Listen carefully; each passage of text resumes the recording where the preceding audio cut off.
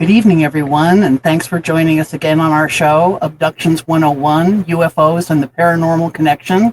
I'm your host, Leslie Shaw. And I'm Stephen Shaw. Welcome to our show. We usually begin our show with one of our personal experiences, and we wanted to talk a little bit today about Gnosis, the Church of Gnosticism. We studied Gnosis in Greek means knowledge, and we liked the Gnostic religion because they didn't want you to just blindly believe everything they said. They rather give you the tools to discover things for yourself. That's correct. Yes, it's more of a teachings, actually. It really goes back to ancient times. Very powerful and also very self-empowering. They gave us the ability to astral project, which is a learning tool. Now you can go anywhere in the universe and find and look at what happened there. Yes, you can learn to basically self-examine what is going on, and they gave us the tools that don't necessarily believe us or not believe us. Find out what works for yourself. Find your own inner truth, because in their view that, God does exist in us, okay, a part of God. Yeah, okay. We're literally part of God's body. Right. So we're not giving away our power to some institution or saying that you can only reach God through me. That is not what Gnostic teaches at all. It says, no, do not give away your power. And one of the tools, too, was this pool. I've forgotten the name of it. It has some name. But in deep meditation, it's possible for humans to reach this pool where you sit next to it and you can look into this pool and see anything you want to see. Kind of like an Akashic type record type pool or something like that, right? And I achieved it one time, and this is how foolish I am sometimes, but the scene was so beautiful. The pool below me was so beautiful, and the sky, the firmament above was filled with the stars. And the music. And there was this wonderful music permeating every cell of your body, like a choir of a million voices. Like angels, like a million angels singing this music that you can't ever hear here on the earth. And here I was standing at a portal where I could have seen anything I wanted to, and I just listened to the music until I kind of left the area, and then I've never achieved it again. But I can testify to the existence of this pool. I just can't. That's right. I can't make a good showing of what I did there. Correct. Anyway, soon we'll be introducing our wonderful guest for today. It's a second interview with Nadalee Hill, the Starseed. The Starseed, yes. So we'll be back in just a few minutes. Yep. Welcome back, everyone, to our show, Abductions 101, UFOs and the Paranormal Connection. And we're going to introduce our wonderful guest for tonight. It's Nadalee Hill again. We're having her back a second time. The Starseed. Yes, we had her back because there were so many things we couldn't get to in our 1 hour format. And we just listened to it again this morning just to refresh ourselves. Yeah. And it was awesome. It was wonderful. And Nadalee is a Starseed, and she is a representative of the real Galactic Federation. She is founder and CEO of the United Experiencers Initiative, and is a founding member of the Hollywood Disclosure Alliance. So welcome back to the show, Nadalee. Thank you so much, and thank you so much for having me. It is a great day, and we got a lot more stuff to cover today, and I'm so excited. So thank you once again for having me, and this is going to be amazing. We've resolved to not interrupt you so many times today, No, it's okay. Yeah, I've had a burning question since the last interview about you mentioned that you have the ability to attract what we call UFOs or UAPs. Do you have a certain technique? Is it like the one that there's a very popular guy, I think Stephen Greer or something like that? Who's a doctor, that hosts these gatherings where they literally, work as a group and attract UFOs. Is it similar to that, or is that different? Yes, there are similar commonalities between us and all our different techniques. Okay. The main thing is its consciousness, its telepathic abilities. We're all pretty much doing the same thing. Like, there's no one set way of contacting ETs and getting them to show up, but there is a route for all of them to pull from, which is love, unconditional love, gratitude. And that's what telepathic communication is. A lot of people think that telepathic communication is just mind to mind. It's heart to heart. It's soul to soul, because we're all weaved together and connected in the tapestry of life. So if you want to communicate with ETs, you fill your heart with love. You fill your heart with so much love, so much unconditional love, like just so much love you can't do it. You can't fill it up anymore than what you have. And then after that, you just intentionally with your mind, this is where your mind comes in. You just have the intention on where to send it, but the message, the strength of telepathic communication comes from the heart, it comes from the soul. So Yeah, that's exactly ties into what I learned, that the ancient Chinese teachings say you're supposed to feel with your mind and think with your heart, the blending of the yin and the yang, because you have to have both to make it actually work. And That's right. I find that fascinating. Absolutely. Natalie, you were going to tell us about this third level, I believe, you said this morning. So let's start there. Yes. So this is a quote unquote abduction. Like, you guys know I don't like the word abduction. Everybody out there that knows me knows that, but I still use it because that's what people know. But this, I actually have the dates now, by the way. I went back on all my conversations that I talked to people when stuff has happened, so I have the actual dates for all my encounters now. So this one happened on August 17th, 2024. And this one was just a warning for everyone listening. This might be a little triggering at first, but please hang in there. It has a good ending. So in the middle of the night, I found myself vibrating once again, and I was lifted up off the bed. Literally, physically, my whole body was lifted off the bed for about 2 or 3 inches. Like, I can feel myself lifting up, and then I just black out, right? And then I find myself in a dark room, floating at about a 45-degree angle, like a dentist chair kind of angle, in a dark room. But I'm not like laying on anything. I'm literally like floating in a gravity field of sorts. Like, I'm like, what is going on? Kind of like freaking out a little bit. And I could sense there were these beings around me, like in the darkness of the room, like far off, but I couldn't see them. Typical, because the grays don't let me see them when I'm on the ship. But I sense them, but I'm just floating there, and this robot arm comes down from the darkness of the ceiling. Everything is dark, but it comes down, but it's not like a robot arm like you would think, like a human type description of a robot arm. It's more of a giant Tootsie Roll. It was like a mustard color, and it was about this big around, kind of smooth, but like just extruded out, like really Gumby looking, right? So it comes down and it bends halfway and stops about 1.5 feet away from my chest. And I'm like, oh, like, what is going on here? And all of a sudden it just shoots tubes into my chest, like these ribbed shaped tubes, and they're like a light tan color. Or they were a light tan color. But I started screaming bloody murder.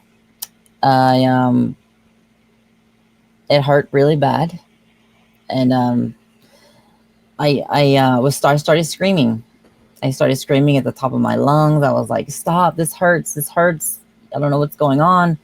I was just screaming, and then I black out, and I wake up in my bed. I wake up screaming because I feel like I'm still there. It's still going on. So I don't remember being taken back, or being brought back. But when I woke up, my girlfriend was actually screaming too in the living room. Like, she couldn't hear me in here, but she was asleep and she woke up screaming too. So I guess she kind of felt my energy, my stress level. But I thought that was very interesting as well. But when I woke up, the most important thing is when I woke up, I could breathe better. And I was like, what is this? What is this? Like, my lungs are like cleared out. I was like, whoa. So I went to work as usual. And then I heard them in my mind and my heart. And they said, no, I can't give away my job actual job place due to legal reasons, but let's just say it. I work in a lawnmower factory, and their exhaust extraction is not pulling right in the area that I was working in. So there was tons of exhaust, but what they told me is that the exhaust was not being sucked out properly. So I was breathing in exhaust and dust, and it was affecting my lungs. And they told me that I need to take care of my body because I'm here to do important things. And they said you'll have to wear a mask now in that area because it'll be more sensitive. And they weren't lying. I can't be around exhaust, cars with exhaust, anything like that, dust. It affects me like really bad. But I thought that was amazing that they helped me clear my lungs. I didn't even know that I needed that. So can I sign up for that treatment? You're not the first person that we've talked to that has had not the same thing, but a similar thing where they, it starts out maybe scary or they're they cure one of your illnesses or cure an illness. Yeah, like that guy who had lung cancer or something like that. He had cystic problems with his lungs. Yeah, he had some cystic problems with his lungs. And he cleared it up completely. Right. And he had the evidence before and after that, you had this problem here, now it's just gone. Yeah. So that's thank amazing. you, for that. Yeah, thank you. Thank you for the advanced tech. Exactly. It was a beautiful experience. Make an appointment, myself. I know, right? And I get the question, like if they can heal you, why can't they heal me? And people are like, I have this and I have that, and it saddens me. But right now, they can't heal everyone. Right. And like we kind of covered this a little bit, I believe, in the last one. But if your soul chose to experience something in a life, then they can't intervene. That's your contract to experience. But yeah, it's if you're working with them, if you are like a key player in the Federation or doing the groundwork, being an ambassador, starting an organization, they're going to look after you. They look after their own people, and not just medically either. They told me that I was divinely protected. And I asked them one night, I said, okay, come clean with me, be eye level with me, show me a physical sign that I am divinely protected. And I went outside, and they gave me a big old flash in the sky about towards the horizon in the south. And it was like, and I was like, oh my God, thank you so much. And after my trip to California, I can tell you this, there is no question in my mind that they are there with me every second of my journey. Every second. Yeah, it feels like they're Wonderful. Just on the other side of the veil for Stephen all the time. Yeah, I can tell our audience that Nadalee has that aura about her. When you meet her, you just know. Oh, thank you. You feel it. You feel it. Yes, we met at Contact in the Desert, and we were. If you're sensitive, you feel it. Thrilled to meet her and have her here on That's our right. show. You guys are amazing. Oh, honey, our pleasure. It's really it's our mission in life is to explore this phenomenon and maybe help some people. Who are kind of cope with it. Of course. I mean, if there's nothing else, that's why I became a healer. Mm-hmm. I wanted to heal dogs, cats, and humans. I wanted to do that because I had the ability. In that order, he really loves dogs. I love dogs the most, and then cats, and then humans. So I'll be brutally honest about that. I trust dogs more than I trust most people. Yeah, I agree. So you wanted to, you had an agenda of things you wanted to get to, and we of course have some questions too. Yes. Your bill in Congress, how is that going? It's still under construction. I haven't submitted it, or I need to find a lawyer to help me go over it because I never took law school. I'm just going to be honest with you. Like, I'm doing my best. I have AIs at my disposal, but I do need some help. So hopefully, somebody will help. I'm hoping someone in the Ubiquity University will help, but that's a whole nother conversation with them that I'll have to have. If there's a lawyer in the audience that wants to help the Experiencers group, how do they contact you? They can contact me at my phone number, which is 423-389-4463. And my email is contact.theuei@gmail.com. All right. Great. So if anyone out there would like to be part of it and help out that way with legal expertise, that would be amazing. Me and Nadalee would both thank you. Yes. Absolutely. And I would like to say that I am going to be expanding the bill from beyond just the job place, the workplace, to overall in society. Like people will not be able to lock you up for coming out with their experiences, because I'm worried with everything going on. I'm going to try not to get political here. And no matter what I say, I am nonpartisan. But with everything going on right now in Congress and the presidential office, as to say that, some of us may be targets for different things. So I just want to have it in there that they can't lock us up for being experiencers, that they can't call us crazy, they can't label us, like that. So I'm going to expand the bill outward a little bit more to cover that. So That's a good idea. Yeah, very wise. Thank you. Yeah. And- We have similar concerns ourselves. We definitely do not get political on this show, but we are aligned with what you're talking about. Yeah. Yeah, I was worried about, the women who experience pregnancies and then the fetus is taken by the, aliens to finish raising. How do we explain that to the abortion bill doctors? It's like they're making you were pregnant, now you're not. They're going to wonder what someone has done with this fetus, and the answer is the aliens took her or him, and what's going to happen to that woman? Because Interesting. Yeah, because like some of these women, it's happened 3 or 4 times, and are they going to say that every single one of them is nuts when there's actually physical evidence that doctors say she was pregnant? Okay, so she's not nuts. It's a physical manifestation. You can't say no. And she didn't opt for a secret abortion. It's just so. Is she going to be prosecuted for this? Yep. Thank you for bringing that up. That little part in that bill too. Yeah. Thank you so much for bringing that up. I will brainstorm, and I will do what I can on that part.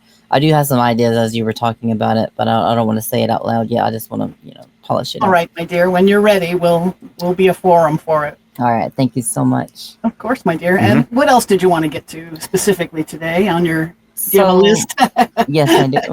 Actually, there's a lot of stuff we're going to talk about today.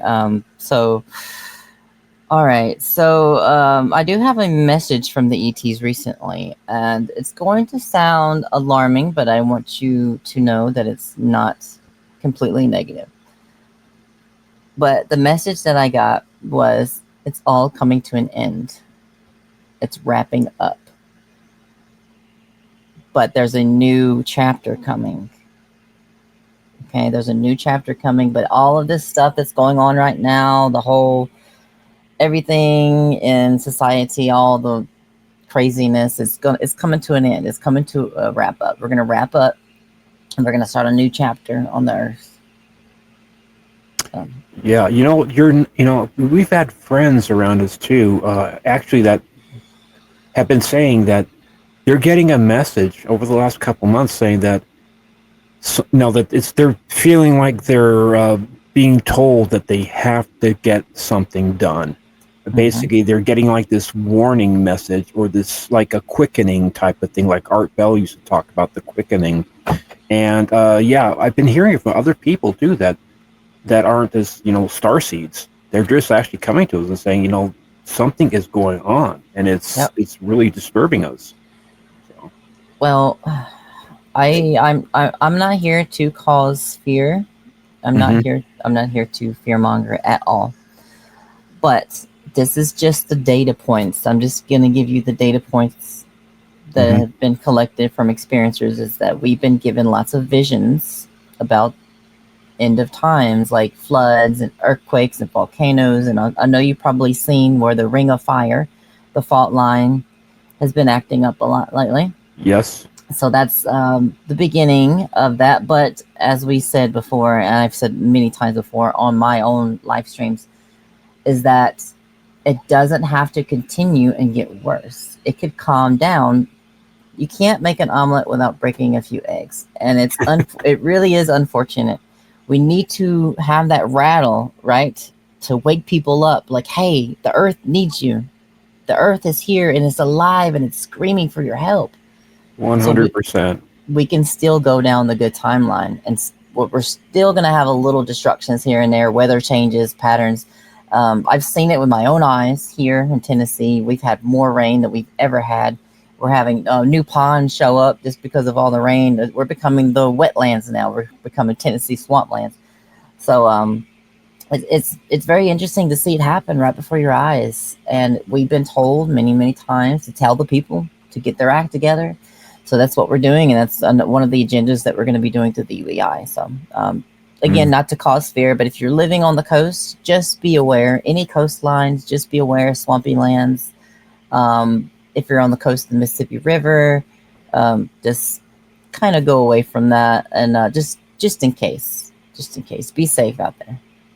You know, it's very similar to like the emperor has no clothes story, that the vast majority of people just say, oh, you know, the emperor, look how beautiful he looks, and they just basically put their heads in the sand, and it takes a kid or a person with sensitivity says, no, he's wearing pajamas, you know, pointed out, says, you know, shake people up. It's literally, it takes a lot, I think, these days to actually get people to pay attention to what is obviously going on around them.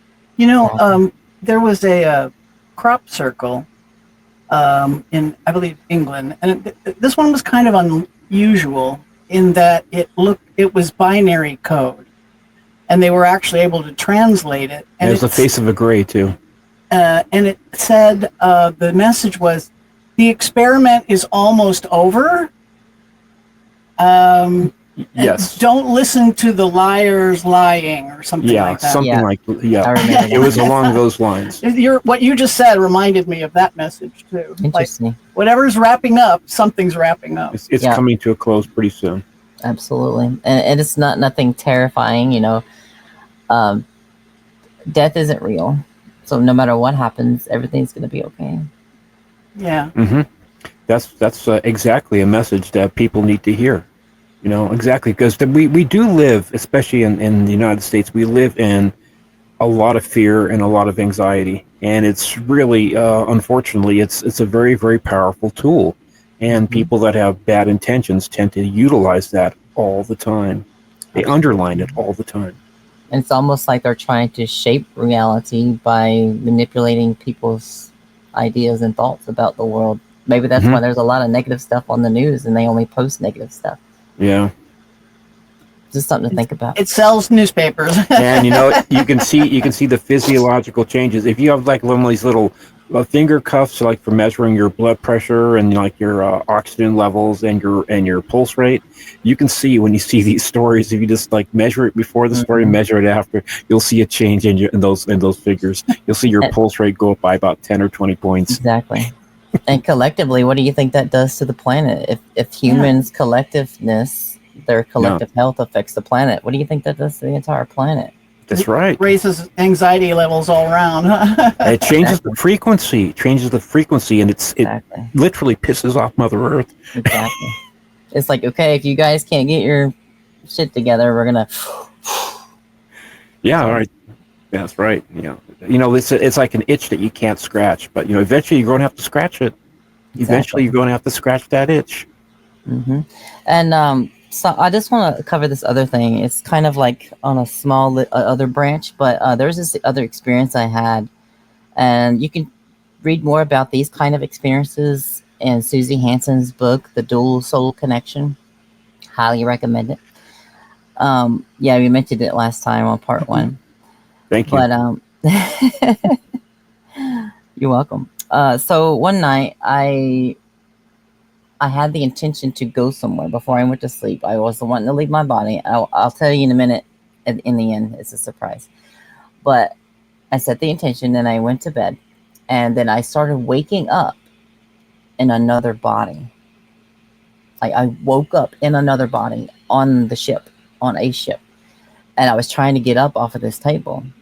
And it was like I was up there, and then I was down in my body here trying to get up. Like I was leaning up to get out of bed, and then I was leaning up to get off the table up there and I was like, it was like back and forth, like I was just like fluctuating between bodies. It was so weird. But I finally woke up in this body, here on Earth, and I was like, what was that?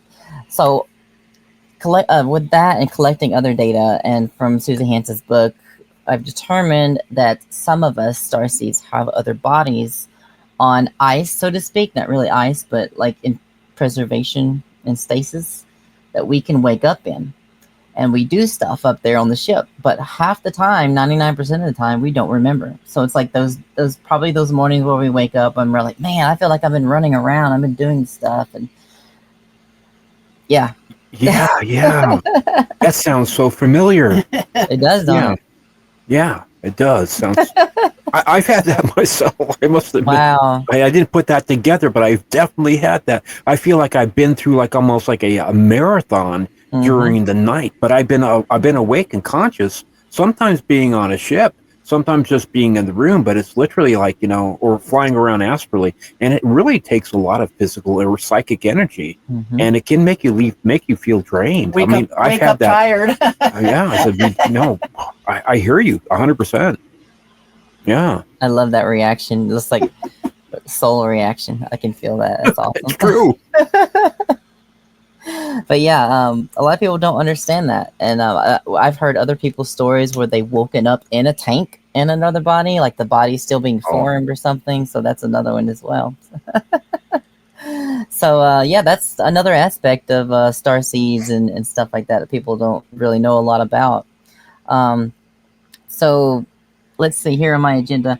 I want to talk about my trip to California and all the weird synchronicities and stuff that happened. And I'll want to recap a little bit from part 1 so people can catch up. But I had a dream, a vision, right? And it was a plane flying overhead.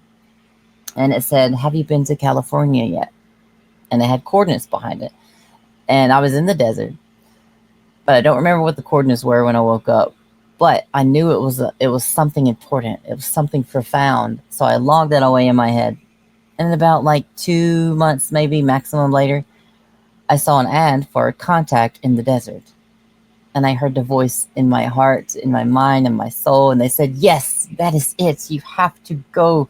You have to go to contact in the desert in California. And I was like, oh my God, how am I supposed to get there? It costs a lot of money, right? I'm not really the most richest person alive. So I figured it out. I was like, okay, I'm going to get a loan, right? So, but the reason they wanted me to go was to promote and network for the United Experiencers Initiative.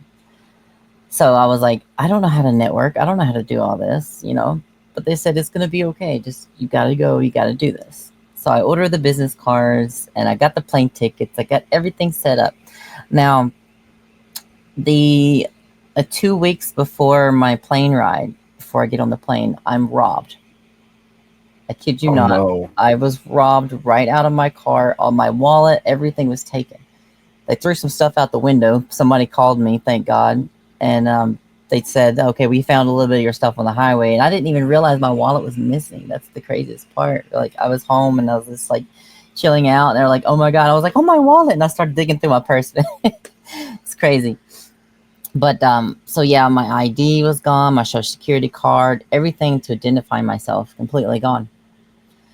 So I'm like, how am I going to get on this plane? So I go to the driver place and I say, okay, I need to apply for my license. So I get my license. I get a little paper, right? And then they said, you can't really use this to get onto the plane.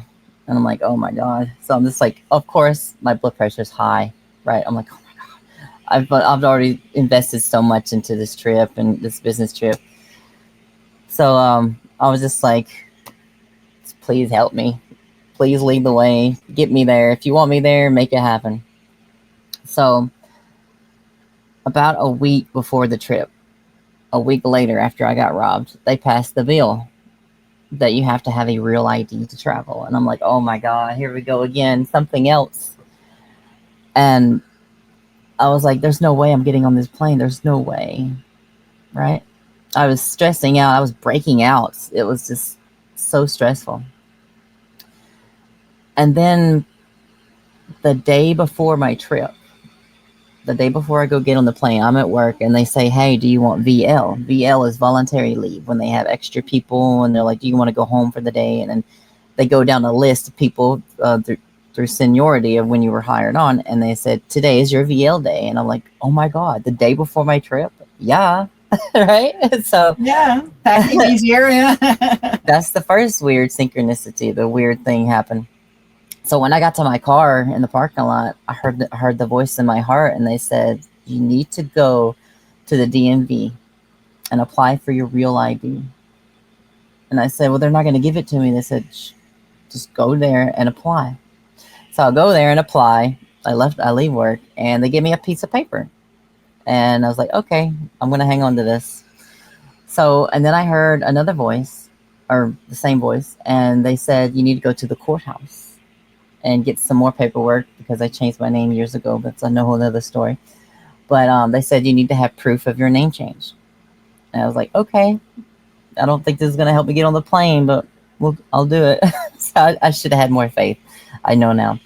But so I get those 2 pieces of paper. And before that, I had paper stacked up this high. I still have it somewhere, like all my documents and everything that I could find to identify myself to get on that damn plane.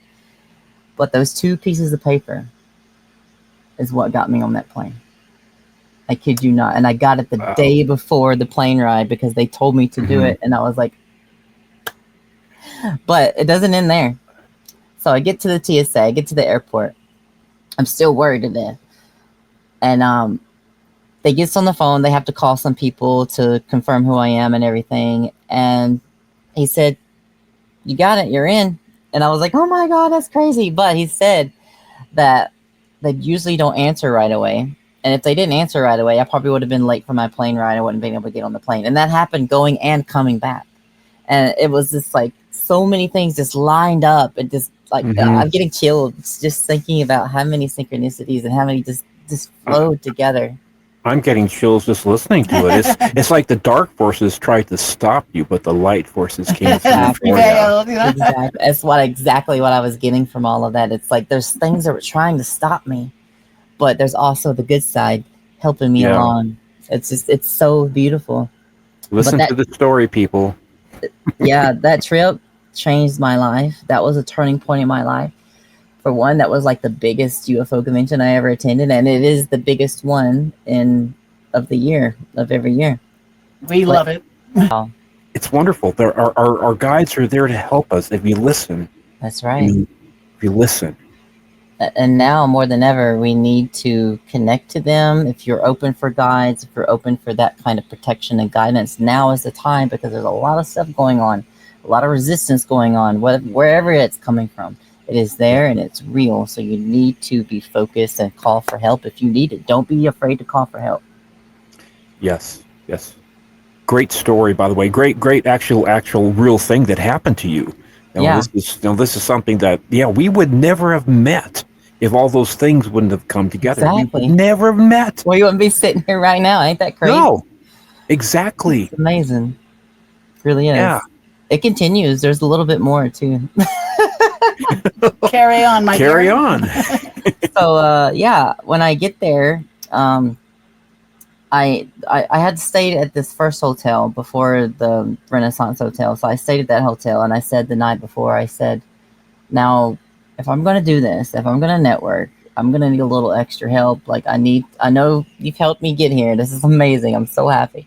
But I'm going to need a little brain help, something to say focus, something like to help me out a little bit, because I've never networked. I never talked to these important people before. I just feel like I'm out of my league.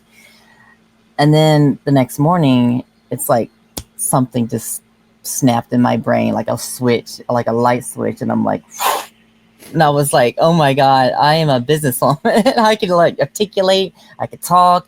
I'm just like, oh my God, a completely different like person on a different laser beam level. And I was like, oh my God. So I was networking with the Uber driver. I swear to God, like I was just like talking and just like letting it flow. And it's like I had an upgrade. And all that information was already in there. They just flipped it on. That's the thing with Starseeds. Like we all have our different jobs. That this is part of my job, and they kicked it on. They flipped that switch. But So I met a lot of important people, including you guys.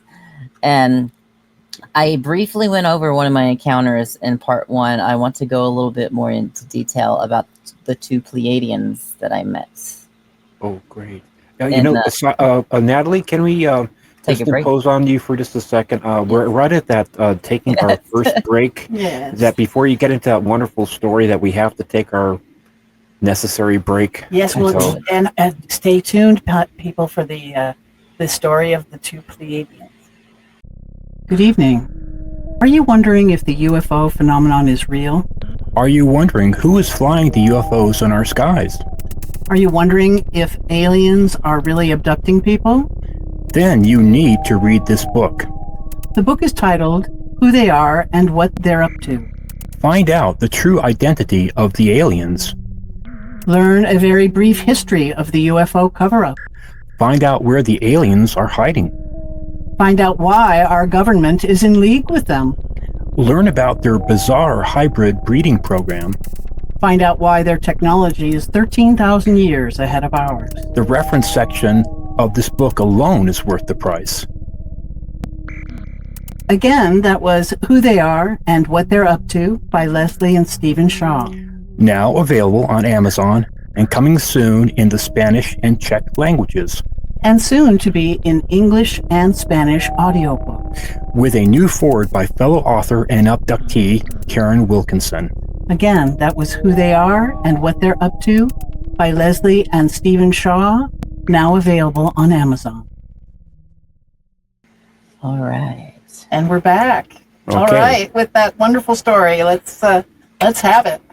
All right. So there was these two women, and they were dressed in black velvet in California. Black velvet, like hot clothing, right? Yeah. And I noticed that, and they were standing about 5 to 8 feet in front of Chris Bledsoe's booth, just staring at him, smiling. And I thought, man, they're so out of place. Like, they're just standing there, so still, so elegant. So I walk up to them, and she looks at me. One of them look at me. They look exactly the same. Blonde hair, blue eyes. Maybe about 5.5, 6 feet tall. But one of them looks at me, and it's like I just lost myself for a second. And I was like, oh my God, they look like Pleiadians. And then out of nowhere, it was gone. That thought was gone. And I was like, back to focus. And I was like, oh, hey, the UEI, here's my card, blah, blah, blah. The whole time I was talking to them, they were smiling so elegantly, so beautiful. And when I walked away, they kept looking at me. They kept staring at me, both of them. They kept staring at me, just smiling. They didn't say a word the whole time, by the way. Didn't say any words. It was almost like there was this acknowledgement, though. When I walked away, it was like in their faces, in their auras, it was like an appreciation. They were giving me thankful energy for helping the world. But yeah. Isn't it wonderful when you have experiences like that it just it affects you just on that level. You're crying because it's a real thing that happened. Yeah, and I didn't realize it until I got home all the way to Tennessee, and it just hit me like a ton of bricks. I was like, oh my God, they suppressed my consciousness so I could still focus, but they were giving me thanks, and they just love me so much. Wow, it's I met you at the last experiencers group.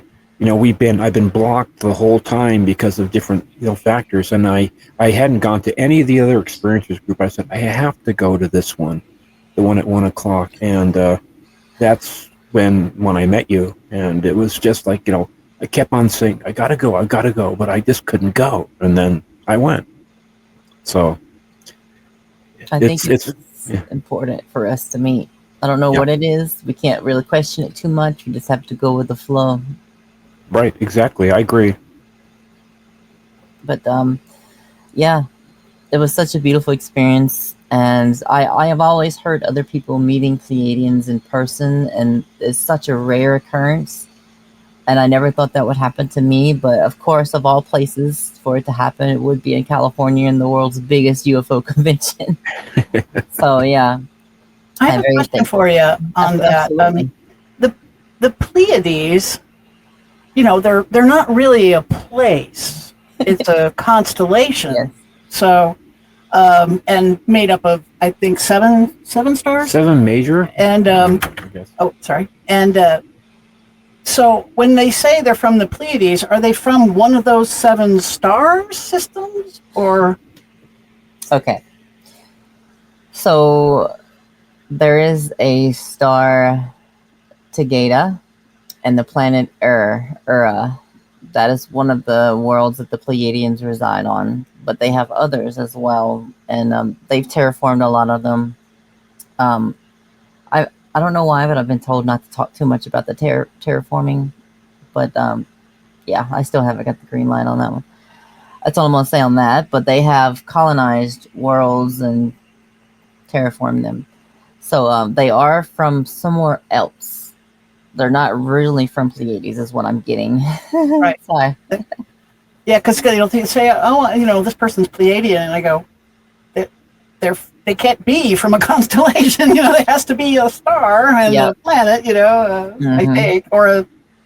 So thank you. At least the way we identify ourselves currently as sort of think in terms of planets, as what we call ourselves, like Earthicans or something. I don't know. Actually, the Federation calls humans, from what I've heard from other people, not directly from the ETs myself, but from what I've heard, is they call Earth Terra and humans Terrans. Okay. Fair enough. That's fair I'm enough. glad it's not like dum-dums or something. You know? No, they do call Earth the blind planet. Oh, okay. Well, fair enough too. Yeah. I can not to be funny, but I can see that. See being called the blind. Oh, boo! I'm gonna have to. I'll have to hit him later. That's a bad one, right? Yep. It's like you're walking on a beach and you're kicking your feet in the sand, and you're not looking. You're just feeling for seashells, and you might step on a few sharp objects. You don't know where it's going on, but you're just kind of going along. But yeah. Yeah. But yeah, so there's probably many other planets within the Pleiades cluster that they also inhabit as well. There is a long history that people have repeated over and over. I'm still looking for the actual factual data to actually like back it up. But there's supposedly like a Draco war between the Draconians and the Lyrans, and the Pleiadians and the Lyrans were in that war against the Draconians. But with that said, not all reptilians are bad. There have been good experiences with people who have encountered good reptilians. So the way I teach people is that imagine 10,000 humans went to another world, and these 10,000 humans were very negative and they had bad intentions. All that other race would know is the 10,000 bad humans. They wouldn't understand that there's billions of other humans on another planet, right? They're actually good. So if you have a bad experience with a reptilian, just know that they don't represent the entire race. They represent a group within that race. Right. Fair enough. And you were mentioning too on our last show about the mantis, or like they're like geniuses or very gifted in the field of genetic manipulation. Yes, absolutely. I'm only asking this because we just recently had the O'Leary brothers on, and they've been on CNN, and they're from back east, I think New York or New Jersey, and the younger brother Sean and his older brother Chris. What happened was that the older brother Chris apparently woke up and saw the Greys, the tall Greys, I think primarily, were messing with his brother, and he woke up and he stopped them. But he said apparently from their experiences that what the Greys do is that they reactivate your memory of the previous times when you've been taken, so you don't have to go through the fear response every single time. And then they turn it off when they take you back, for the most part. Wow. And at this point, he interrupted that cycle, and then all of a sudden his brother remembered all the previous experiences of being taken, all that came back to him, and he remembered him. And this guy, Sean, he was a cop for 20 years. Okay, so and we interviewed him, and you could tell that he was still suffering from PTSD. I mean, he just looked like he was, but they had different takes on it. Chris said that the mantids are here to take us over, and he's very fear oriented about the mantids. Yeah. Where Sean is basically saying he didn't have those feelings. He never met one of the mantids. Right. So they came about it from a completely different way. And I wanted to ask Natalie specifically about one thing Chris said about the Greys. He's one of the Greys.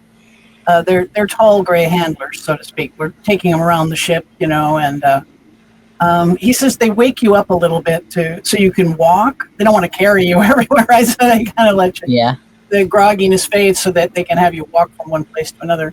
But he was sitting with one of the tall grays, and I forget his question, but the answer from the grays was, soon we will all live here together, and everyone will know their place. And I took that to be a little scary. Like, what's our place? And I was wondering, do you have an idea of what our place is going to be? Yeah, I can probably interpret that for you.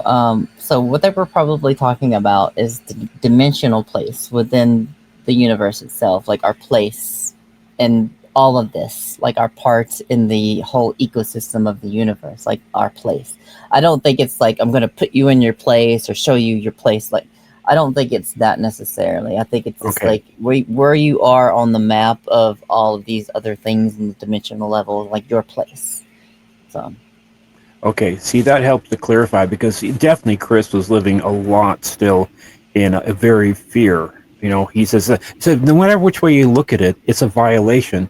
They are taking me against my will. They've been taking me throughout my whole life, and he still feels like he's been, violated. I mean, that's his energy, at least, And he was introduced to his alien son, and they said, they Maury Poviched me.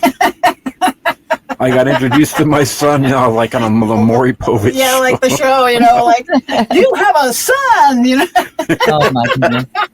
Yeah, and so he's a comedian now, and I said, I bet that's in his comedy routine. Oh yeah, for sure. yeah, I bet it is.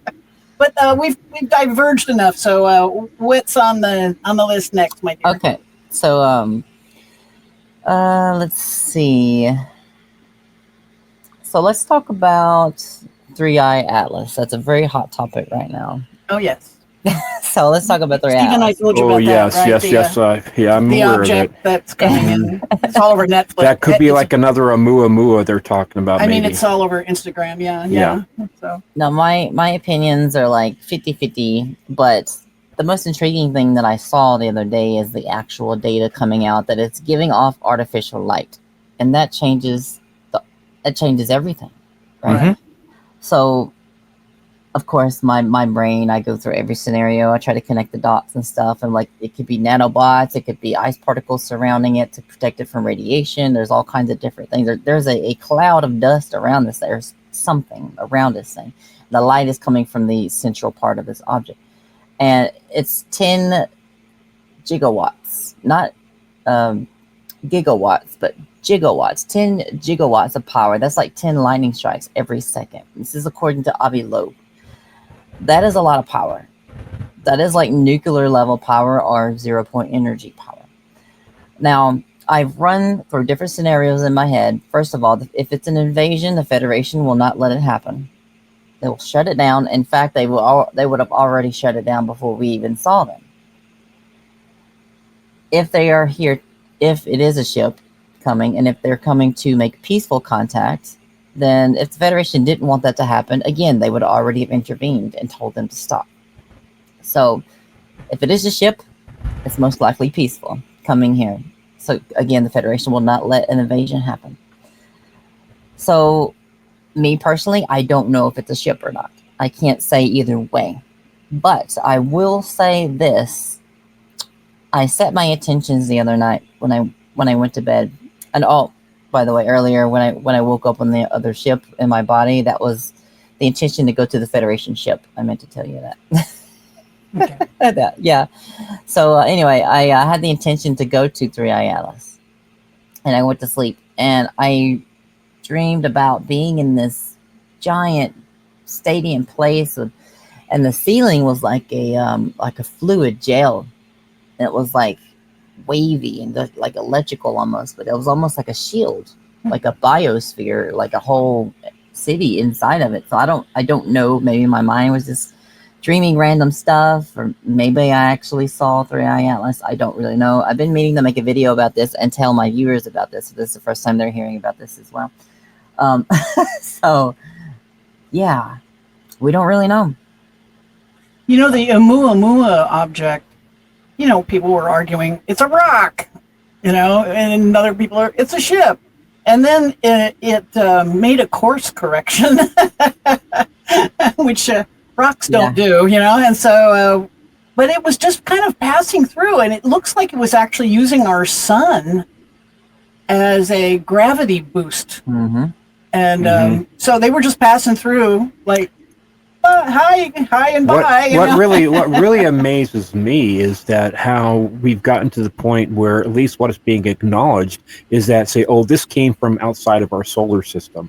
So how do they determine that? I always like, you know, for instance, like the Oort cloud is like 200 billion miles away, but it's still part of our solar system. And we don't know squat about it. Yeah, we can't and a lot of the comments are actually come from the Oort cloud. So when we think about our solar system, a lot of people, you know, think, oh, Pluto's kind of like toward the end of our solar system, right? It's not even close. No. You know, the Oort cloud is at least 200 billion miles away, and it's still being affected by our sun, the gravitational field of the sun. So it just blows my mind that we know what we know sometimes. I know, it's wild. But yeah, if it's a ship, we'll get through it. You know. Yeah, I think you're absolutely right. I think it sounds like, you know, 10. You said gigawatts. Was it right? Gigawatts Of, you know, that's like 10 lightning strikes per second. Obviously, that is, and it's emanating from the center. I mean, let's like have some context here. That is not like a typical asteroid or anything like that. It's not a comet. We know that. It's not an asteroid, and it's, you know, yeah, I think you're absolutely right. I tend to agree with you that it is intelligently controlled, at least. Yep, and it could be like some kind of unmanned probe or something to collect data as it flies by. Sure. But the strange thing is the trajectory, and it's going to go behind the sun. Like, it's going to go behind the sun. The question is it going to come out from behind the sun? That's I think that would be the defining moment. If it stays behind the sun, then we'll know. And how long it stays behind there, we'll just have to see. That'll also be telling too. Yep. You know, some of us believe the Anunnaki do come through our solar system on their planet Nibiru. And that planet is due, I believe, in 2190. 2190. Get close enough. Some people, so it's pretty close relative to their 3,600 year and they're only orbit. And they're only 50 billion miles away, so they're not even anywhere close to being as far away as the Oort cloud. Yeah, so it's really still part of our solar system. So it's still not interstellar travel. It's not interstellar at all. At least from Nibiru's point of view. But some people are saying that it may be an advanced scout from Nibiru, possibly. Well, kind of checking us out. Probably, but advance is a perspective term, because like the Federation, the technology that they have, it's like on a whole nother level. Like their technology is so advanced, it's consciousness based, it's like dream based, and like just they think things up with their consciousness, and then boom, they have it in front of them. So if they wanted to take these other guys down, if they're negative, all they gotta do is just snap their fingers. So there's that. Right. But if it is a ship and it's coming in a physical craft going 130,000 like miles per second or something like that, that tells me something. That tells me that they are physical, that they haven't mastered like warp drive, they haven't mastered astral travel, and all that other stuff. It tells me that they're on a lower technological level than the Federation, that they're more like an in-between us and the Federation type thing. Right. And they're living here in the third dimension on this layer of the universe.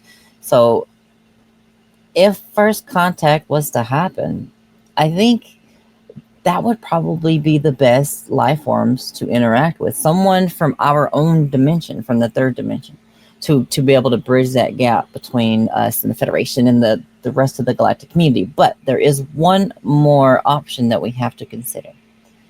ARVs, alien replication vehicles. Now, I know a lot of people, I don't know, they may not like this idea or whatever, but we have to consider it. What if the government has created this back engineered craft, maybe to look big, or maybe it's a big artificial craft back engineered, and it's coming here to act like an invasion, to pretend to be an alien invasion. Like a false flag operation. Exactly. I'm hearing something about that buzzing. Yes, it'd be the simplest thing for them. World. Yeah, right. Exactly. The simplest thing for them to do. We keep hearing this whole fake invasion thing from whistleblowers and other people. So if they have back engineered crafts and this technology, what's to say they haven't engineered a giant fake craft to come here to act like an invasion, to get people's attention? Yikes. So I don't think anybody has ever made that connection before about like actually putting the craft up there and faking it in that sense. So just kind of something to think about, but we don't know. So we'll see. Right. Yeah, exactly. You watch what it does, like it's like Maya Angelou would say, watch what they do, not what they say. So let's, like you say, it goes behind the sun. Let's see how long it takes. Let's see if it comes back. Course correction, all these things will give us some signals, That's right. Yep. So, yeah. I want to move on to a new topic, or kind of a similar topic. You mentioned the Anunnaki. Yes. So I have done a little bit of research, not like a whole bunch of research, but I've done a minimum amount of research, and I've connected the dots from a few things. I think you guys are really going to love this. On all the listeners here, you're really going to love this. I have studied the Emerald, the tablets. The Enuma Elish? Yep, the Sumerian tablets and all that, and I've connected the dots with a few things I think you guys are going to be interested in. Let's hear it. So, from what I've gathered, Enki and Enlil were the two main Anunnakis that came here with the rest of their break-off people. Like they don't represent the entire Anunnakis, in my opinion, but they were like a renegade group that came to Earth, and they found the local hominid, which was like Cro-Magnon or whatever it was before. Homo erectus, actually, at the time. Yeah. So they were like, okay, they will make a good slave. Okay, we're going to alter their DNA. We're going to take their consciousness and kind of dull it down a little bit, so they're not connected to Mother Earth. They're not connected to the dimensions, and they can't communicate with the astral and all that. So we're going to shrink their pineal gland down just enough and keep them controlled to mine gold and do other things. So they created the first wave of humans, which would be type 1 hybrids. And that's how humans were created. So after that, Enki and Enlil was like, okay. And then Enlil was like, okay, I got to go do something. I got to go check on another planet or whatever. So he left Enki in charge. So Enlil left. Enki's in charge, right? Something happened with Enki. Something in his mind. Maybe he changed his mind. Something woke up inside of him. And he was like, what have we done to these people? Oh my God, they are living. We are abusing them. We're using them. Like, this is awful. He felt awful. That's my theory. Enki is the one who, with his sister's help, and in her seg, who created us. Supposedly. Oh wow, the one. Nice. Yeah, he's the Enki means he who builds things. That's one of his names when he came here to this planet.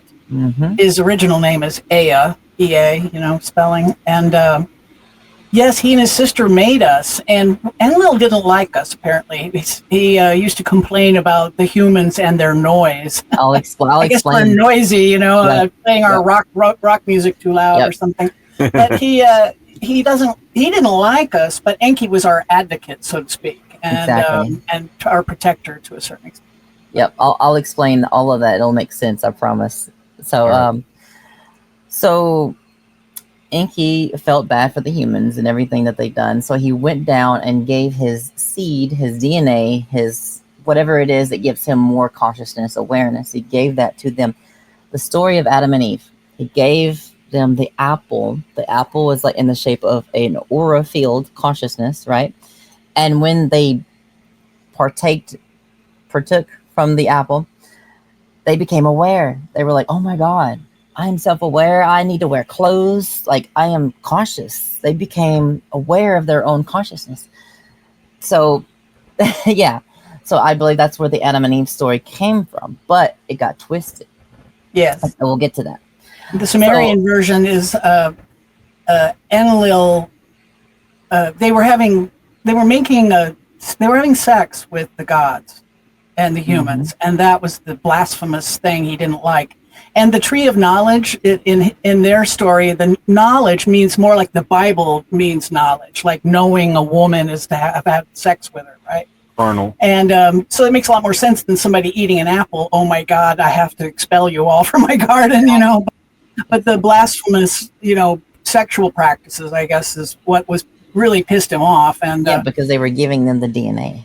And Eden is an actual place in Mesopotamia. It was spelled Edin, Ed.in, and we think, and that was Enlil's main garden, his main palace and stuff was there. And so when they talk about the expulsion, he kicked out all the humans out of from his domain because he didn't like us much anyway. And that's where the actual expulsion story comes from. It has an earlier Sumerian version of it in the tablets. But you go on, darling, and tell us what you were going to say.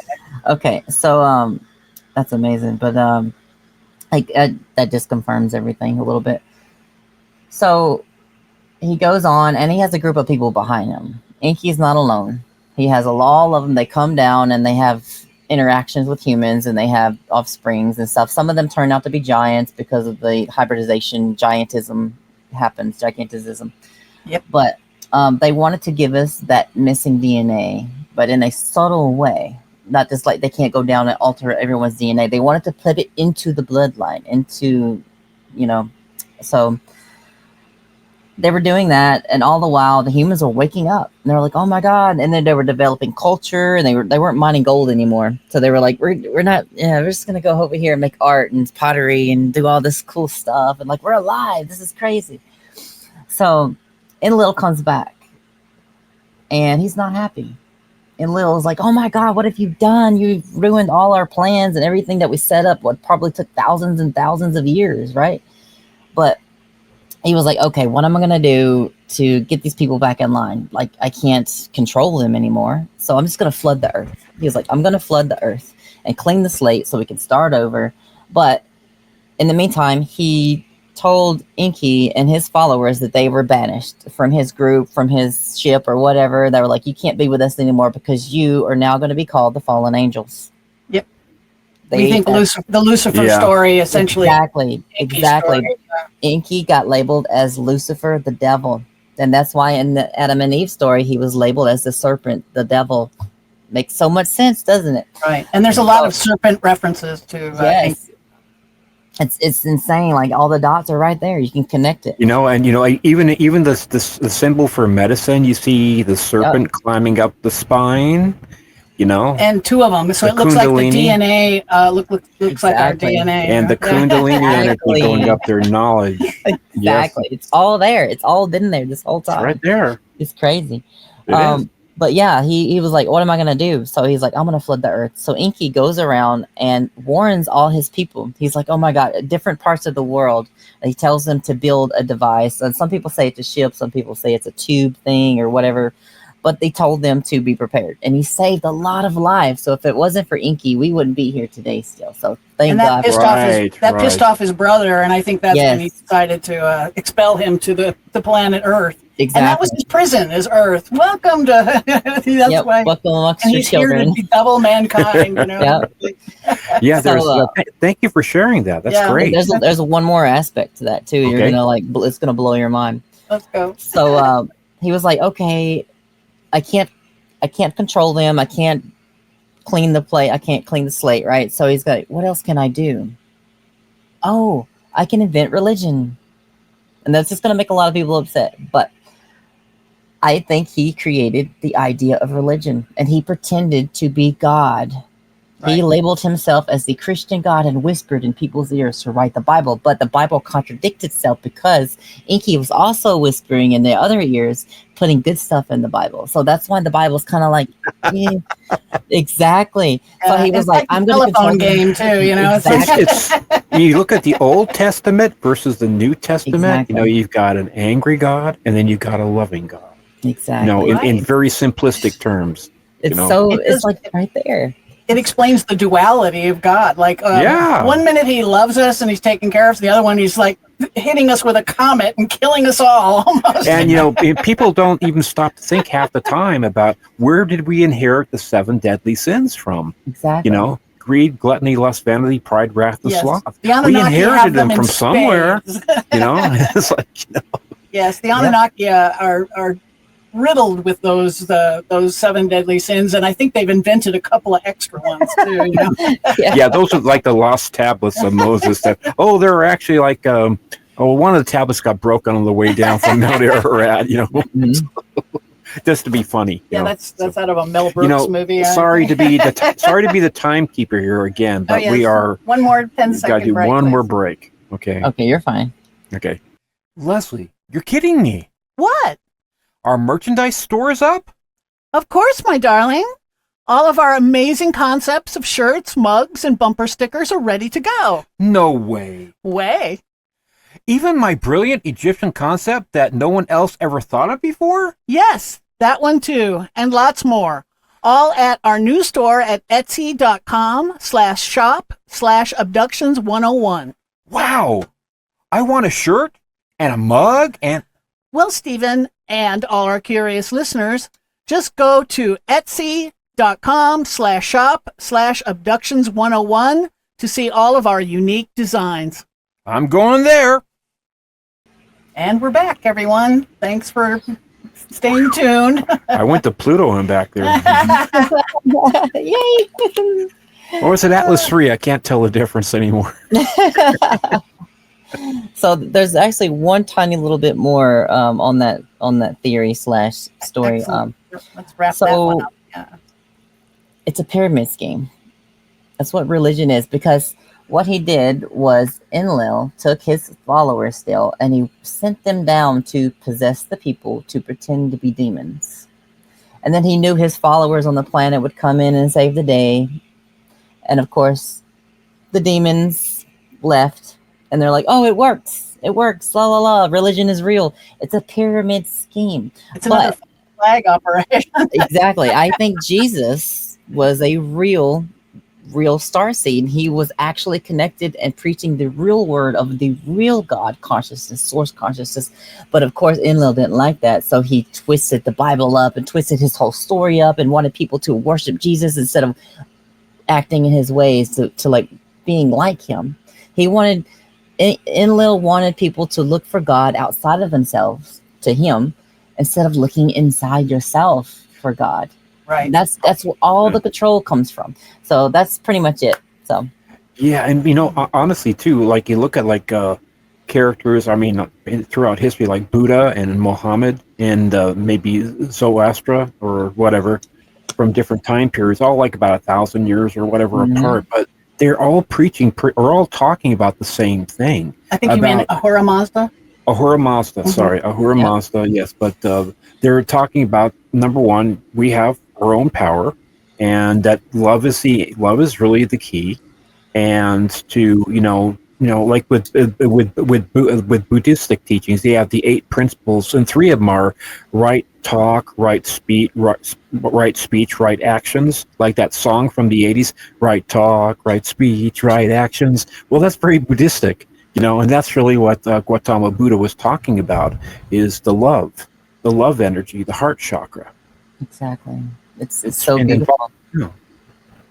It's so beautiful. I think Jesus and all those other ascended masters and teachers were light beings. They were light being starseeds. They were beings who's lived so many lives, and they've had so much love in their heart, so much knowledge, and they decided to come down and help humanity in different points in history. So. That's the way we see them exactly. It's the way I've always seen them. People say, well, you don't believe in Jesus. Well, of course I believe in Jesus. Yeah, we do. It's but I'm not going to give away all my power and my ability to heal myself and to enlighten myself. That's why it's called enlightenment, because it's bringing the light into the body, your light body. That's why it's called enlightenment. And the Christ energy seems to exist on a plane in the universe. It's actually like a place. And you can go there in the astral body. You can actually, if you can attain astral projection and learn how to utilize it, you can go meet Jesus. You can go to the Christ energy place. I went there myself one time. And, it's one of those places where love is suffusing you, and every atom you own is filled with love. And it's a wonderful, highly religious experience that I recommend, Yeah, that was back in your 30s, right? Yeah, when I was back doing the Gnostic work with the Gnostics. One thing I liked about the Gnostics was they didn't, gnosis means knowledge, and they want to give you the tools to reach God yourself, reach out for God yourself, which I liked. And it wasn't just believe everything we say because we're saying it, it's go find out for yourself. We'll help, but you find out for yourself what works for you. Yeah. Anyway, what else did you have on your agenda, dear? Because we're at almost the hour mark, and it's getting hotter in this room. Well, actually, fast. we're past an hour, so yeah. I'll leave everyone with one statement. To find God is to find the inner quietness in your heart. When you calm your mind, you calm your essence, be in the moment, close your eyes and go within. In that conscious awareness moment, just your pure awareness, that is God, that is you, that is everything. And in that moment, in that singular consciousness is love. That is God's source, unconditional love that you are, that you're made of, that everything is made of. Find God within the quietness in your heart and in your mind. This brought tears to my eyes. And it's one of the things they taught us in meditation. When you're really in a quiet room and there's no sounds, they taught us to focus in on that little sound in your ears. No matter how quiet a room is, if you focus your mind onto your ears, you can actually hear a little noise in that. Exactly. And if you dive into that noise, it'll get louder and louder and louder until you are hearing the music of God, like I was talking about. The choir. This celestial choir that sings in every atom you own. Exactly. And if you go into your day and your life and you just listen to all the sounds around you and just know that they're not just sounds, but that is music, that is life, whatever it is, that is art in motion, that is God, that is everything. It's an orchestra, it's a painting, it's beautiful. So go forth, love everyone, love yourself, and be patient with yourself and others. And we will make it through this. We will make it through all of these hard times, and no matter what, it's going to be okay. Because you are loved. God loves you because we are God. We love ourselves. We love each other. So go forth and be amazing people. A wonderful message to end on, except I don't want to end there. I want to also have you tell us where,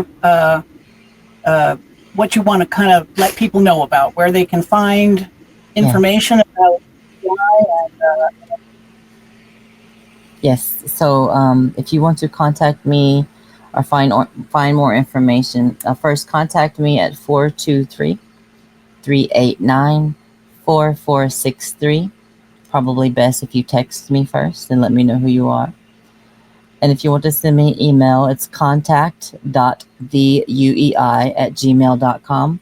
Now we do have a GoFundMe for the UEI where you can find all more information about that. And just a little bit about the UEI before we go.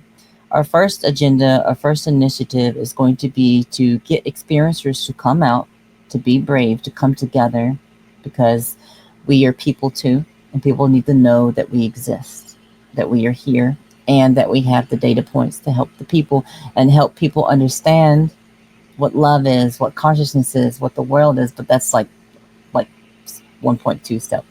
But we gotta let people know that they're not alone.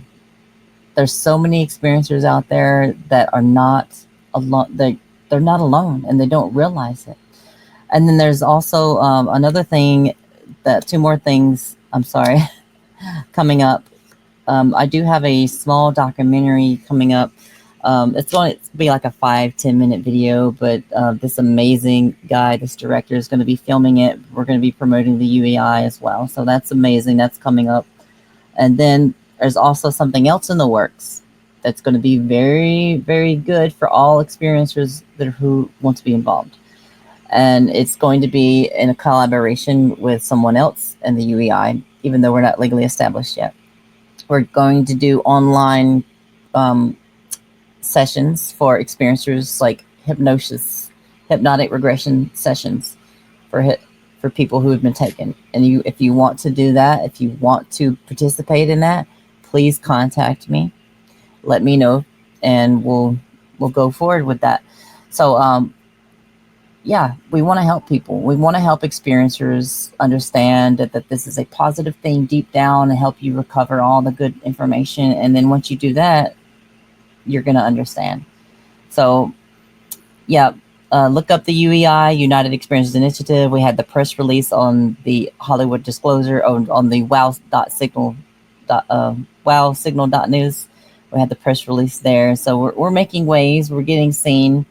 And remember, when you see my face talking about this and everything, it's not about me. I'm just the speaker. I'm just the representative of this organization. The organization is an entity on its own now. It's a beautiful entity of light and love, here to welcome you and to help you help the world. So, and you're on TikTok as Nebula, right? Yes, I'm on TikTok as Nebula. You can find me as Nebula Alien Ambassador. I also have a YouTube channel. My whole link tree is on my TikTok channel. You guys can find my TikTok. We'll link all that stuff in the description if we can. And you guys can click those links. But I love you all so much. Let's make a difference in the world and make this world a better place. We are trying. Thank you again for. I'm sorry. Yeah, our that's a real quick thing for our audience too, is that our book is going to be published very soon in the Czech language, in Spanish, and in English, and it's going to be audio format. And we're also going to be participating in the Frankfurt Book Festival, Yay. Which is the biggest one in the world. Apparently, it's been going on since just about the time when the Gutenberg press came out, like in 1454. So 450,000 people a year go to that. Yeah, they're established. We're going to be represented. We're not going to go there ourselves. No, it's too expensive. Unless some major windfall of money falls in our lap. You never know. It could happen, but that's going to be October 10th to the 15th, and it's just another way of like getting the message out there to people. That's right. Thank you so much for being our guest again, dear. And the minute you want to talk about something else, let's schedule another one. All right. Absolutely. Sure. Also, if you want to join the UEI, please join us in our Discord channel. We'll link that as well. So. Okay. Yeah. Send me all those links, and I promise to shove them on the air there. Woo! Yes. Thank you. Yes. So okay. Much. You guys are a blessing. Thank you so much. May you all have a divine day and a divine life, and may we talk again soon.